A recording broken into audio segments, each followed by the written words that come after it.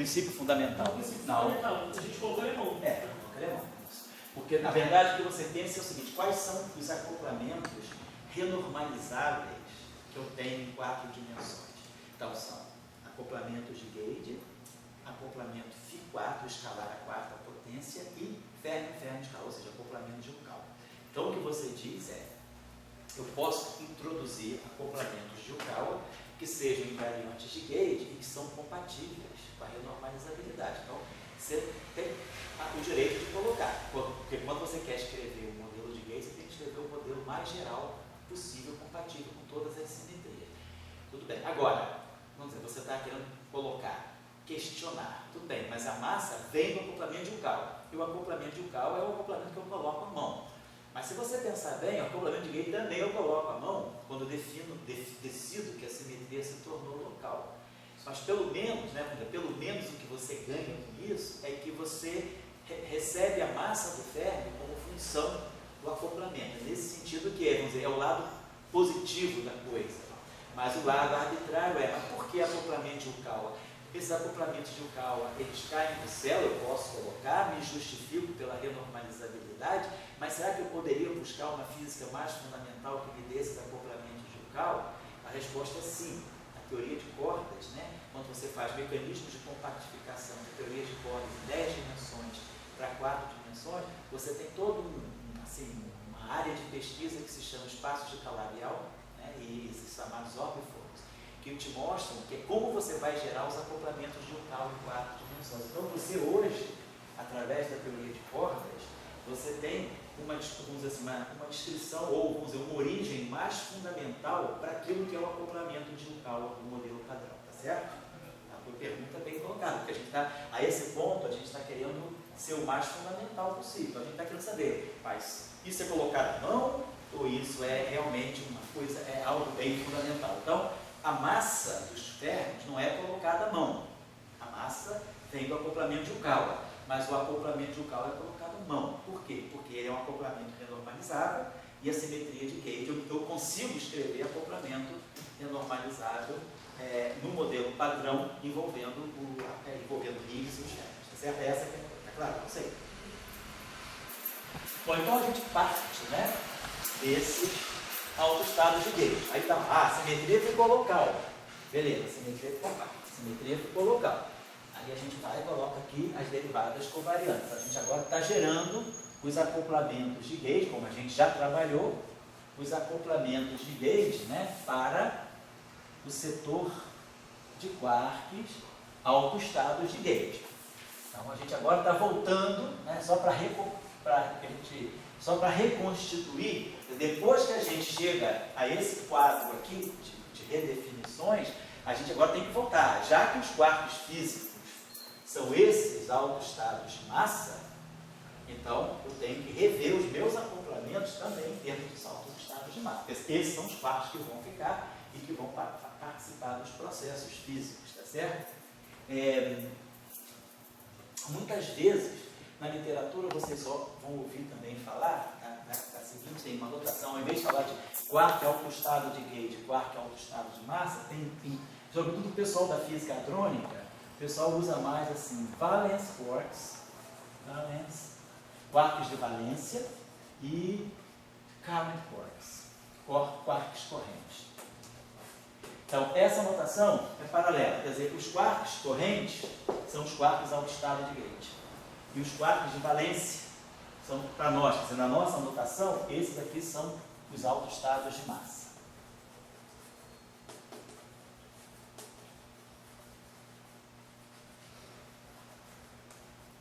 E esse aqui, os chamados current quarks, são os quarks autoestados de Gauge. A notação também tem a sua razão de ser. Claro, tem que falar de autoestado de massa e autoestado de Gauge, fica muito mais imediato, a gente sabe que a gente vê as simetrias, introduz as cargas por aqui e vê as massas aqui. Mas justamente as cargas estão ligadas às correntes. Quer dizer, quando a gente tira a simetria do problema e tira a corrente de Netze, a corrente fermiônica, a gente na verdade tira, escreve os lagrangianos invariantes usando os quarks autoestados de Gauge. E é a partir deles que a gente tira as correntes de quark. Então, geralmente a gente associa os autoestados de gate aos chamados Scarlet quarks e os autoestados de massa aos chamados valence quarks, que são realmente os quarks que constituem os prótons, os nêutrons e os hadrons em geral. Claro, só para chamar a atenção, que até hoje em dia, na teoria eletrofrática, quem trabalha com modelo padrão e teoria eletrofrática, adota mais essa notação, autoestado de gauge e autoestado de massa. Quem trabalha com física de hadrons, em geral o pessoal que trabalha com modelo tipo quarks, né? Esse pessoal que faz física hadrônica usa mais a notação valência e current, corrente. Só para lembrar vocês. Paulo passou rápido hoje. Desculpa aí. Eu pensava que fosse agora. Estou com a cabeça numa coisa que fosse 6h30, mas a gente começou 6h05, né? Então aí já está certo. Mas eu vou até só 8 horas, eu não vou passar do tempo, tá? Bom, então, o que a gente está colocando é isso. A gente já descobriu os quarks autoestados de massa e agora a gente tem que reescrever todo o modelo em termos dos quarks autoestados de massa. Então, vamos só nos lembrar aqui como é que ficou esse setor aqui por causa das interações. A gente ficou assim, né? Quando a gente escreveu, deixa eu botar aqui, escrevemos isso aqui assim. Então, isso aqui ficou quark elétrico. Então, isso aqui vai ser, deixa eu só me lembrar aqui como é que era. Nossa, a notação, então ficou assim. Aqui é tudo A, né? Eu não tenho o AB, quer dizer, a distinção entre famílias, ela aparece no acoplamento de um K. O acoplamento de Gauge, ele é diagonal. É o mesmo quarto, quer dizer, aqui é dentro da família, é como se fosse AA, quer dizer, o acoplamento de Gauge não mistura as famílias, quem mistura a família é o acoplamento de Yukawa, e é daí que sai a massa. Então, nos acoplamentos de Gauge, a gente tem tudo diagonal, mas claro, agora eu vou ter que passar tudo para a linha. Então, vamos escrever aqui o seguinte, aqui eu tenho P, depois eu boto o índice no final, P left barrado, N left barrado, só para a gente relembrar aqui. Aí aqui a gente tem I, gama, mi, aí aqui a gente botou o acoplamento, né? Vou botar a derivada covariante. Deixa eu voltar aqui só para a gente refazer. Vamos lembrar da derivada covariante. dmi filé.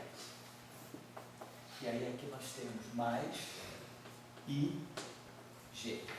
Aí os campos de Gauge a gente chamava de dmi. dmi-A.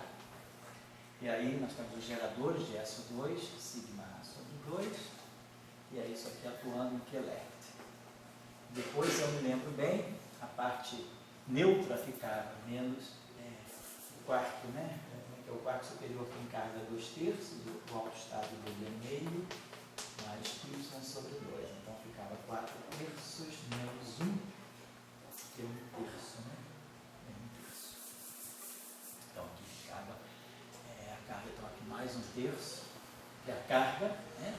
A carga y, né? Vocês lembram? 2/3 e a carga do quarto P, a carga do quarto superior. Ele está na parte superior, então o uso spin fraco dele é meio, e a hipercarga dele y. Então isso aqui vai ficar 1 para cá 4/3, né? Igual a 1 mais y, então y é 4/3 menos 1. E aí o quarto inferior também é o quarto N, né? O quarto P, left, N left. O quarto inferior tem carga menos 1/3. Mas aqui é menos 1 meio. Então fica menos 2/3 mais 1, que dá 1/3, tá certo? Então é 1/3. 1/3 aqui é a carga hipercarga. Aí aqui vem o I, G', e aqui o campo de Gauge, o Y. E aqui o quarto elétrico. Só para lembrar. Então vamos só lembrar dessa. Então vou botar aqui, eu vou botar esse tapulinho sobre 2 aqui. E aqui a gente lembra como é que a gente fez isso aqui. Isso aqui ficava aquela matrizinha. BM3 menos BM3, que ficava raiz de 2W, e aqui ficava raiz de 2W estar. Lembrando que esse aqui era o W+, e esse aqui era o W, só para a gente se lembrar. Então, esse só para botar aqui, então isso aqui ficou o seguinte. dmi left mais I. Deixa eu botar aqui já separado. Vou botar assim, dmi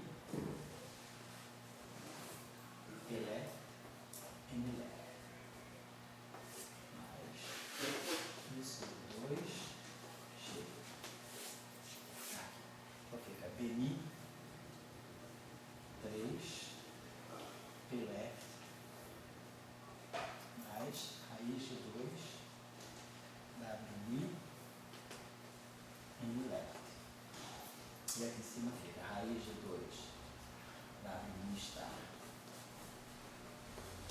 PLF menos BM3 NLF. Só para lembrar. E aqui mais 1/3.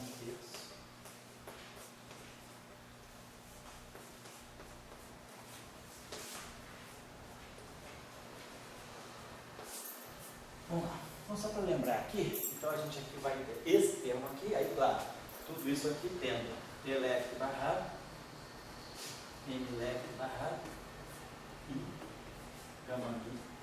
Então aqui a gente forma um termo cinético, que fica diagonal no PLF, fica diagonal no P-right. Então, claro, se eu faço a redefinição, left com left vai cancelar, é esse aqui, né? E o right com right. E o left com left daqui vai cancelar também.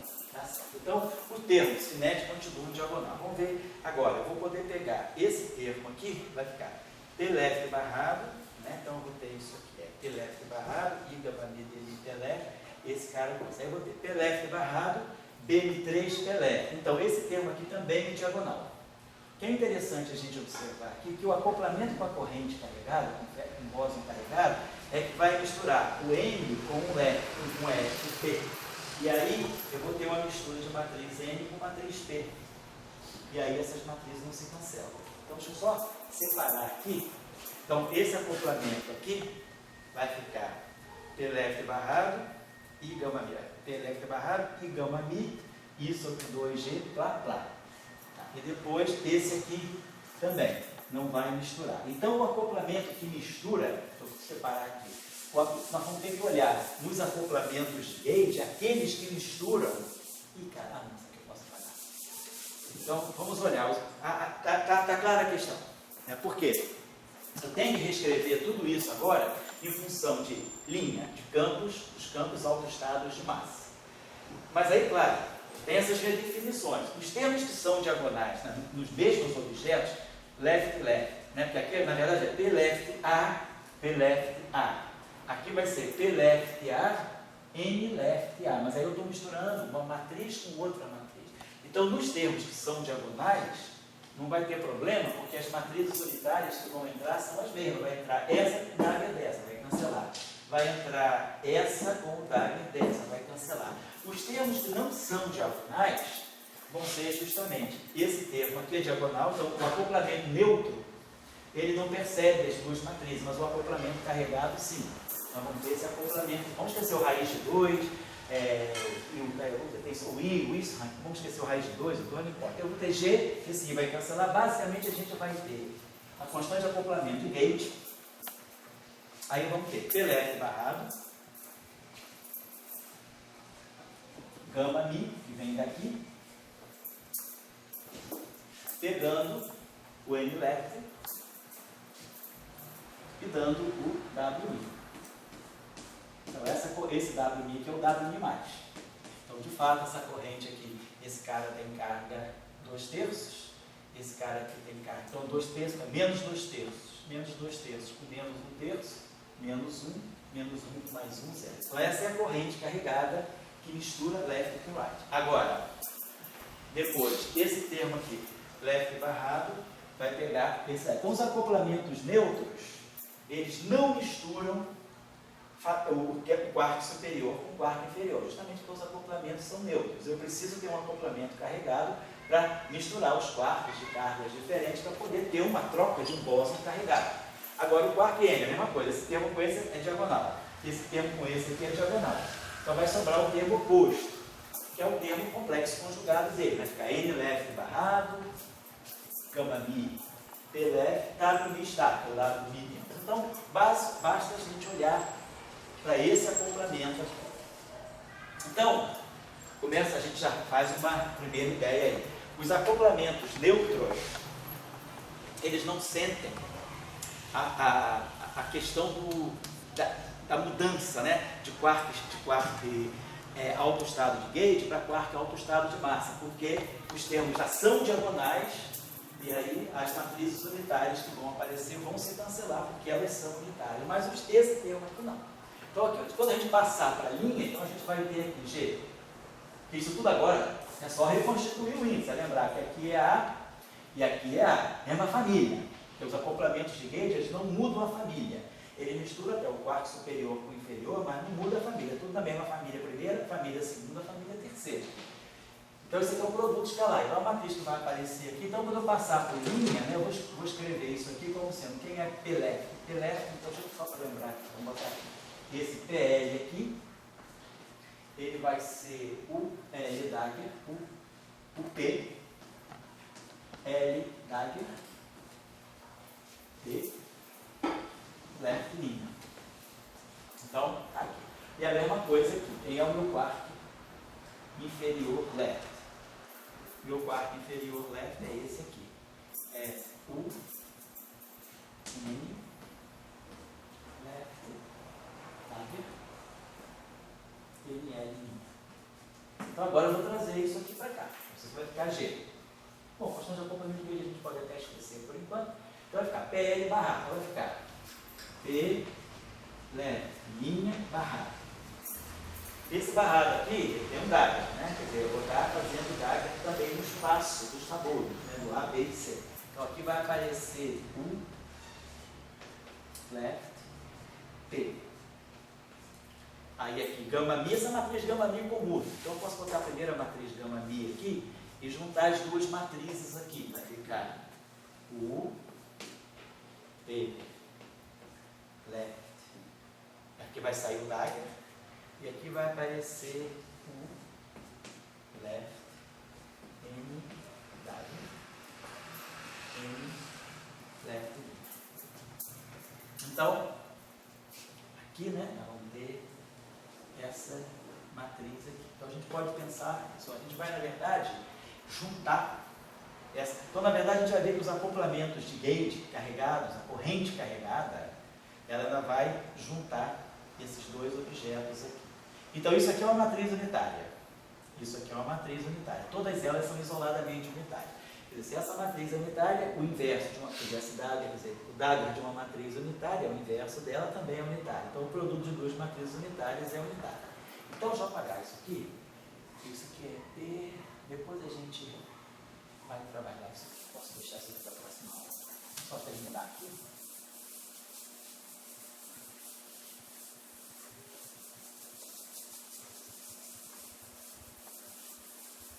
Então, o que está acontecendo com o acoplamento de gate? Né? Ele está dando para nós o seguinte: P, left, linha barrado, gama mi, vou botar aqui.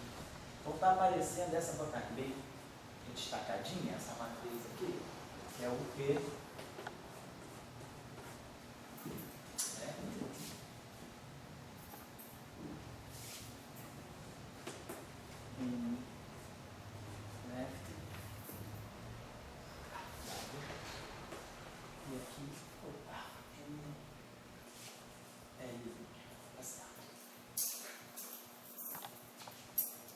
então a gente já está sabendo que vai aparecer nos acoplamentos, né, essa matriz aqui. Quando eu for olhar, quer dizer, se a gente for olhar isso, a gente olhou o setor left. Se a gente for olhar o setor right, ele é singlet do grupo de gate. Então, os bósons carregados não vão estar aqui. Tá? E aqui a mesma coisa, esse cara aqui é singlet do grupo de gate, né? Então aqui, nesse acoplamento, aqui eu só tenho acoplamento neutro, então aqui eu nunca vou misturar o quarto superior com o quarto inferior. Então a coisa fica aqui, quer dizer, eu vou ter basicamente essa matriz aqui. Então, nós temos vendo então que aparece essa matriz unitária aqui nos acoplamentos. Aqui a minha questão de acoplamento aqui é G. Mas aqui, essa matriz aqui é uma unitária. Uma matriz unitária 3x3. Então, a matriz unitária 3x3 é uma matriz de U3. Essa matriz aqui é uma matriz U3. Então, toda a matriz unitária 3x3, então esse grupo aqui, ele contém SO3, quer dizer, se as matrizes são unitárias 3x3, claro que se eu pegar matrizes unitárias que são complexas, torná-la, pegar o subespaço, né, o subconjunto das matrizes reais 3 por 3, o que é unitário vira ortogonal, porque aí, se eu pegar só o setor real, eu perco o conjugado complexo. Então, o que é unitário vira ortogonal. Então, é claro que no conjunto das matrizes, quer dizer, uma matriz do 3,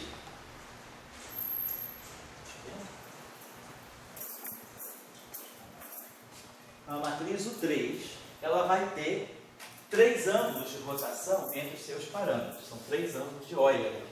São os 3 parâmetros de SO3.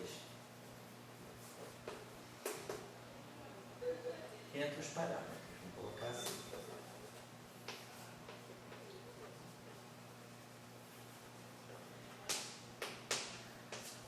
E aí sobram 6 outros parâmetros, que são fases. Deixa eu só motivar isso aqui. Isso aqui também é um teorema importante das matrizes, o N. Se a gente pegar o grupo, o N, que é o grupo de matrizes N por N unitárias, né? Então, esse grupo aqui contém N2 parâmetros complexos. Portanto, né, vai conter 2N2 N2 parâmetros complexos, vai ser 2N. Só que a condição de unitariedade, a condição de unitariedade já me reduz para N2 parâmetros reais. Só que desses N2 parâmetros reais, eu vou ter SON aqui. SON tem N-1 parâmetros angulares. Então, desses N2 aqui, eu vou ter N-1 parâmetros angulares que vem de SON. E me sobram aqui vai me sobrar o número de fases que essa matriz tem. Então, eu vou ter N2 menos N2 sobre 2 mais N sobre 2. Então, N2 então, vai ficar N2 sobre 2. Então, fica N2 mais N sobre 2. Então, dá N mais 1 sobre 2. Então, número de fases, né? Saindo N mais 1 sobre 2. Então, se a matriz é o 3, ela deveria ter 3 ângulos, né?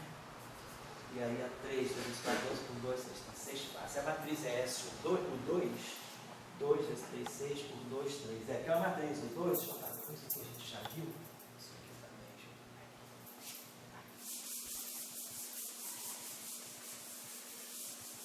ver. Uma matriz do 2, só para lembrar aqui, né? Uma matriz do 2, ela tem assim, quer dizer, uma matriz que tem assim, vamos dizer assim, A, B, C, D. Então ela é unitária. Então vamos pegar aqui o inverso dela. Então a matriz inversa, né, dividir pelo determinante, 1 sobre AD menos BC. E aí aqui eu vou ter D menos B menos C. Não é isso? AD menos BC menos AD menos BC menos C menos BC menos BC menos AD. Então essa matriz aqui é o inverso daquela. Mas ao mesmo tempo, essa matriz, ela é, se ela é inversa, ela tem que ser a conjugada hermitiana. Então, isso aqui, o conjugado hermitiano dessa matriz aqui, o 2 é A estar, C estar, B estar, D estar. É isso que transpõe e conjuga. Então, essa matriz aqui é inversa dessa, porque essa matriz aqui é unitária, mas essa matriz é a sua inversa. Então, isso aqui impõe, né, essa relação entre os parâmetros, né?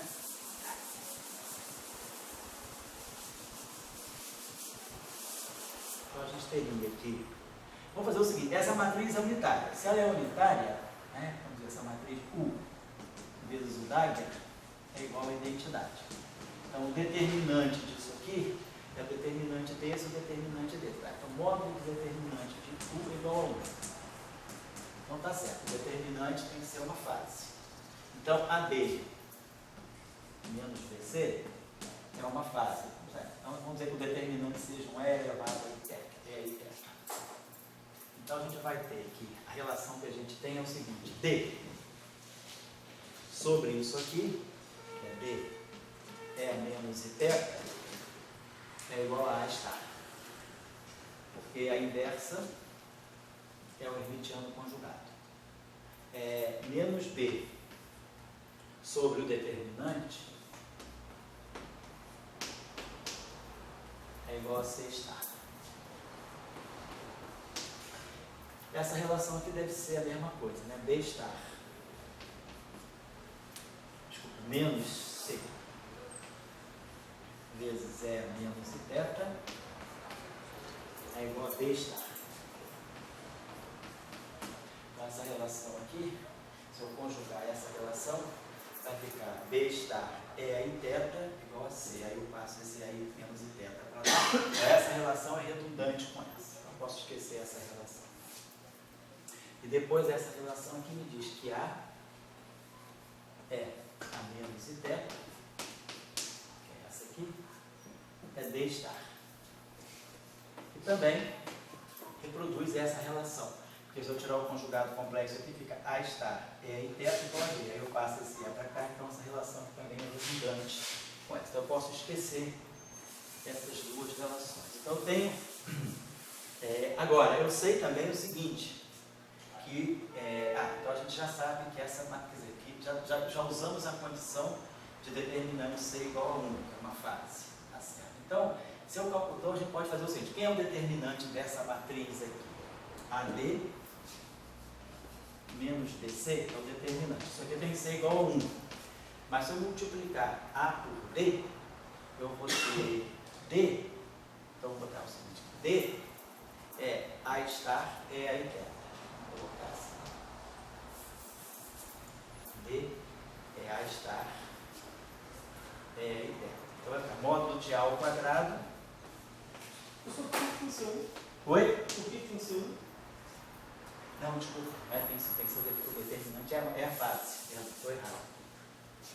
Obrigado, tá, galera? É elevado a θ. Já viu? Determinante é uma fase. Eu botei aqui em cima, desculpa. Então tá. Então só retomando então. Então, meu D é A estar é θ. Então, você vai ficar módulo de A ao quadrado é θ.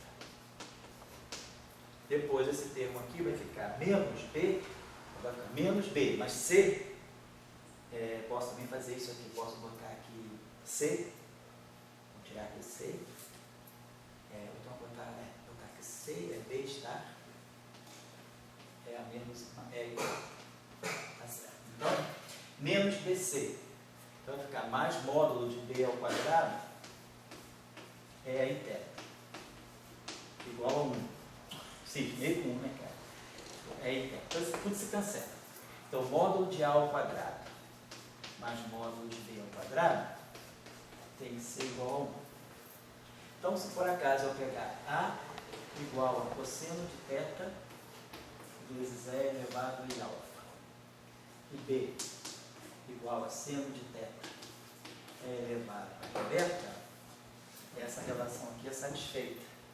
E aí eu posso escrever minha matriz unitária, né, 2 por 2, minha matriz U2, né, como sendo essa aqui, ó, cosseno de θ, é justamente cosseno de θ é alfa, depois aqui fica seno de θ e beta. Depois aqui fica C, C é B estar, né? C é menos B estar, é menos seno de θ, B estar é a menos e beta vezes E e θ. Então é elevado a θ menos beta. Você usa o θ 2 vezes. Aonde? Isso. Então peraí, eu coloquei errado. Vamos chamar esse ângulo aqui, perdão, obrigado. Agora que eu entendi o que eu fiz. Vamos chamar esse ângulo aqui de rotação de ângulo Φ. Obrigado. Errei aqui. Vou chamar esse ângulo de cosseno ao quadrado mais seno ao quadrado igual a 82 vezes. Então, cosseno de Φ, seno de Φ. Aqui fica seno de Φ, e aí aqui ficou um θ menos beta. E depois, o D, ele é A estar, então aqui é cosseno de gama, de Φ, é a menos e θ. E aí fica E a menos e θ, né? Só isso, né? O D, é só isso. É porque está certo, menos e θ. Então, no fundo, a gente está mostrando que essa matriz, ela depende de um ângulo e 3 fases, né? Alfa, beta e gama. Então é isso que está acontecendo. Quer dizer, uma matriz U2, ela pode sempre ser escrita em termos de um ângulo e 3 fases. A generalização para o N é isso aqui. São N menos 1 sobre 2 ângulos, que são os ângulos que vêm do SON que mora aí dentro, como subgrupo, e o número de fases, né? Então, no caso de U3, sobram para nós 6 pessoas. Só que no caso de U2, quem quiser fazer essa tarefa infame, no caso de S3, é só mais longa, mas aí vocês vão mostrar que, usando as relações de recorrência que vem da relação entre o hermitiano conjugado e a inversa, vocês vão amarrando as 6 fases. Então, é só para lembrar isso, é só um exercício simples aí. Então, estou parando por aqui, nós chegamos a uma relação interessante, que desses acoplamentos de gate, essas matrizes aqui, elas vão jogar fases aqui. Então, essa constante de acoplamento de gate aqui, ela é perfeita, ela é real. Só que ela vai estar sendo multiplicada por parâmetros reais que tem aqui dentro, 3 anos, mas tem 6 fases. A pergunta é, a fase num acoplamento, né, quer dizer, ela quebra, ela faz um problema sério. Vou pegar uma coisa assim, psi barrado, gama mi, psi, a mi. Ou vou botar aqui um campo, vou botar aqui um campo a mi. Não estou dizendo que é o fóton, não, estou só dizendo que é um campo vetorial. Tem uma constante de acoplamento aqui. Mas digamos que essa constante de acoplamento aqui tem essa fase. Eu tenho uma constante de acoplamento com uma fase.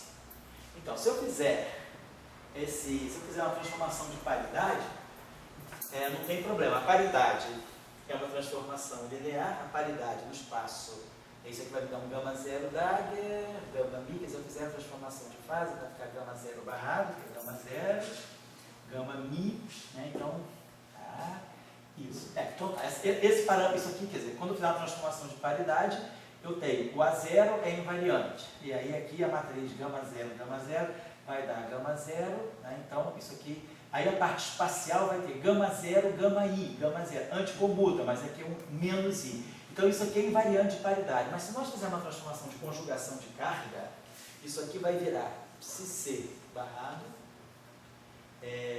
gama mi, vamos botar ferros distintos. Vamos botar psi, né? Quer dizer, não necessariamente a maior. Vamos botar psi c barrado, gama mi, psi c. Ganha um sinal menos. E lembrar lá, a gente faz uma transformação de conjugação de carga na equação de Dirac. Esse termo aqui, depois, quer dizer, se eu fizer essa transformação psi, que vai em c, psi barrado, que é psi c, esse termo aqui, quando feita a transformação de conjugação de carga, ele vira esse. E o campo do fóton vira a mi c. A gente faz a conjugação de carga em todos os campos. Só que a conjugação de carga, ela é uma transformação antilinear. Ela tem um conjugado, ela tem um estar aí. Então essa constante de acoplamento aqui, essa fase mudaria. Agora, aqui vai para o AMC. Se esse acoplamento aqui for um acoplamento tipo eletromagnético, tipo de gauge, o conjugado de carga do fóton é menos AMC. Então, se eu tenho um acoplamento de gauge, esse aqui vai, campo vetorial de gauge vai, o conjugado de carga dele, quer dizer, o AMI, né, quer dizer, a transformação de conjugação de carga, ela leva AMI, um AMC, vou botar assim, né, que é menos AMI. A outra, vamos botar, ela vai em menos, perdão, ela vai aqui em menos AMC, o AMI vai em menos AMC. Então, esse acoplamento aqui, se essa constante de acoplamento aqui não tivesse essa fase, esse acoplamento seria real, seria invariante de gauge. Mas se eu tenho uma fase, eu conservo C, mas perco P. Então CP acaba sendo violada devido a uma fase presente no acoplamento de gauge. Isso não é natural, a gente em geral não tem fase. Na QED isso nem se sonha acontecer. Mas agora, nessa teoria eletrofraca, essa matriz aqui, ela trouxe para nós parâmetros de fase aqui. Esses parâmetros de fase, não é um, são 6. Pode fazer um belo estrago na violação da invariância de CP. Então, na próxima aula a gente vai ver que só um sobrevive. Na verdade, a gente pode fazer novas redefinições de campo e absorver 5 fases entre os 6 campos, eu posso, desses 6 campos, engolir 5 fases. Vai sobrar uma fase só. Mas essa uma fase que sobra é a fase que vai violar a CP. Então, essa matriz aqui vai dar origem à matriz de Kabir-Kobayashi-Mascal. Então, a matriz de Kabir-Kobayashi-Mascal, a matriz CKM, ela aparece justamente, explicitamente, no acoplamento de gate com a corrente, da corrente carregada. Da corrente carregada com o W+. E, obviamente, também com o W-. Então, isso aqui vai aparecer como W+. Esse acoplamento aqui. Então, é nas correntes carregadas que a matriz de CKM vai fazer a sua aparição. Nós vamos mostrar que essa matriz pode ser escrita em termos de um ângulo e 6 fases, mas as 6 fases, 3 ângulos e 6 fases. Das 6 fases, 5 vão desaparecer. Então, no final do dia, a matriz de CKM ela vai ter 3 ângulos e uma fase. E é essa fase aqui que vai fazer esse desastre, que vai fazer a violação do CP. Está claro o conceito? Depois tem muita coisa no detalhe. Eu queria que vocês entendessem a ideia, porque o cara que ouve um seminário, ele sabe por que isso está acontecendo. Reproduzir o cálculo é fácil, é só fazer isso aí.